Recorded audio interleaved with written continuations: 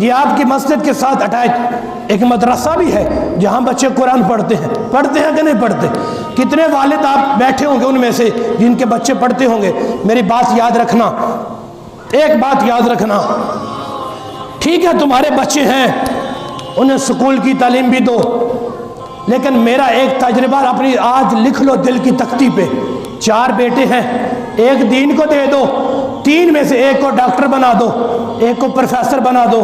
ایک کو جناب وکیل بنا دو، 4 بیٹے ہیں تمہارے، ایک کو مدرسے میں بھیج دو۔ ہم یہ عرض کریں نا تو جو سب سے نکما ہوتا ہے نا، جو گھر میں تنگ کرتا ہے، اسے اٹھا کے مدرسے بھیج دیتے ہیں، چلو یہاں بھی تنگ کرتا ہے مدرسے والوں کو تنگ کرے جا کے، لیکن اللہ کا فضل ہو جاتا ہے، وہ بچہ پڑھ گیا جسے سب سے نکما سمجھا، سب سے نالائق سمجھا، مدرسے میں بھیجا۔ توجہ کرنا، جو سب سے لائق تھا وکیل بن گیا ہے، جو اس سے زیادہ تھا پروفیسر بن گیا ہے، جو اس سے کم تھا وہ ڈاکٹر بن گیا ہے، جو سب سے نالائق تھا مدرسے میں بھیج دیا ہے۔ بابا جی بوڑھے ہو گئے، بابا جی چارپائی پہ ہیں، اب وکیل بیٹا آتا ہے اپنے کمرے میں چلا جاتا ہے، ڈاکٹر آتا ہے اپنے کمرے میں چلا جاتا ہے، پروفیسر آتا ہے اپنے کمرے میں چلا جاتا ہے، پیچھے ایک وہ آتا ہے جس کے چہرے پہ سنت رسول ہوتی ہے، سر پہ نبی کا امامہ ہوتا ہے، ہاتھ میں تسبیح ہوتی ہے، گنگناتا ہوا آتا ہے، پہلے دروازے پہ دستک دیتا ہے، اندر داخل ہوتا ہے، السلام علیکم بولتا ہے، پھر کہتا ہے ابا جی کیا حال ہے، باپ کے ہاتھوں کو چومتا ہے، ماں کے قدموں کو چومتا ہے، بیٹا میں نے ایک کو پروفیسر بنایا ہے، ایک کو ڈاکٹر بنایا ہے، وہ تو آتے ہیں گزر جاتے ہیں، میری بات سنتے بھی نہیں، تو وہ کہے گا ابا جی پروفیسر ڈاکٹروں کو نہیں بتایا جاتا، فلا تقل لہما اف، یہ قرآن ہی بتاتا ہے، بوڑھے والدین کے سامنے اف بھی نہیں کرنی،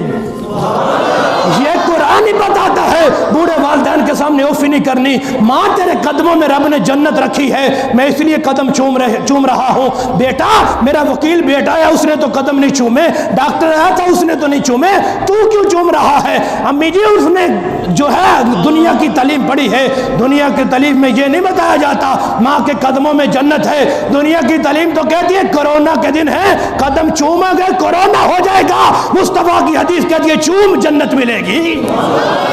چوم جنت ملے گی۔ تو میں مصطفیٰ کی حدیث سے پڑھتا ہوں، میں رب کا قرآن پڑھتا ہوں، توجہ کر۔ اب بابا جی ساری زندگی کی کمائی لگائی ہے، تم نے ڈگریاں دی ہیں، تم نے پروفیسر بنا دیا، اتنی ہزاروں کے حساب فیسیں بھری ہیں، جسے نکما چھوڑ کے مدرسے میں آیا تھا کوئی فیس نہیں بھری تھی، بابا آج تیرا جنازہ اٹھ گیا ہے، آج تیری روح نکل گئی، 4 پائی پڑی ہے، وکیل بیٹا کہتا ہے جاؤ مسجد سے قاری صاحب کو بلاؤ غسل دے، پروفیسر کہتا ہے جاؤ مسجد سے قاری صاحب کو بلاؤ غسل دے، حافظ قرآن کہتا ہے بے حیاؤ پیچھے ہو جاؤ، باپ قاری صاحب کا نہیں ہمارا ہے، تم اس قابل نہیں ہو، اپنے بابا کو میں اپنے ہاتھوں سے غسل دوں گا،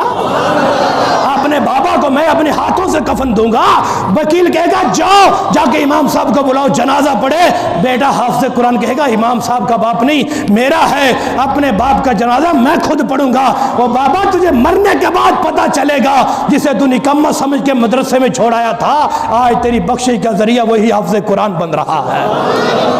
جسے نکما سمجھ کے مدرسے میں چھوڑایا تھا۔ لو رب کے گھر میں بیٹھے ہو، میں آنکھیں بند کر لیتا ہوں، ذرا دل پہ ہاتھ رکھ کے ایک بات مجھے سچ سچ بتا دینا، جھوٹ کسی نے نہیں بولنا، اور مسلمان کا شیوا ہے مسلمان بولتا بھی نہیں، میں گمان نہیں کرتا آپ بولیں گے، لیکن سچ بولیں گے۔ میں آپ کے سامنے خطاب کر رہا ہوں، اچھا لگ رہا ہوں یا برا لگ رہا ہوں؟ جسے نہیں لگ رہا میری کوئی لڑائی تو نہیں ہے، میں ایک بات سمجھانا چاہتا ہوں، لگ رہا ہوں؟ سچ بتاؤ میرا آپ کے ساتھ کیا رشتہ ہے؟ میں آپ کے آباء و اجداد کو نہیں جانتا، میں آپ کے ناموں کو نہیں جانتا، آپ کسی کا نام مجھے آتا نہیں ہے، آپ میں سے اکثر مجھے بھی نہیں جانتے ہوں گے، کیوں اچھا لگ رہا ہوں؟ اس لیے کہ میں رب کی بولی جو بول رہا ہوں، میں قرآن و حدیث کی بولی جو بول رہا ہوں، اچھا لگ رہا ہوں۔ ذرا سینے پہ ہاتھ رکھ اور گھر جا کے رات بستر پہ جب سوچے نا لیٹ جائے تو ذرا آسمان کی طرف نگاہ کر کے سوچنا کہ آج جو ممبر رسول پہ بیٹھا ہوا ایک گنہگار ہاتھ باندھ کے کہہ رہا تھا یار جب میں اچھا لگ رہا ہوں، تیرے گھر میں پیدا ہونے والا تیرا بیٹا تیرے سامنے جب رب کا قرآن پڑھے گا تو اچھا نہیں لگے گا؟ تیرا بیٹا تیرے سامنے مصطفیٰ मुस्तफा की हदीसें पढ़ेगा तो अच्छा नहीं लगेगा? तो मुझे तू नहीं जानता तो मेरी बात पे सुभान अल्लाह कह रहा है, जिसके लिए दिन रात तू लुक्मे हलाल के लाता है, मेहनत करके रोजी कमा के लाता है। जब तू अपने बेटे से कुरान सुनेगा तो रब का शुक्र अदा करेगा, मौला जो खून पसीने की कमाई लाता हूँ मेरा बेटा हराम नहीं कर रहा, वो खा के तेरे ही कुरान की तिलावत फरमा रहा है।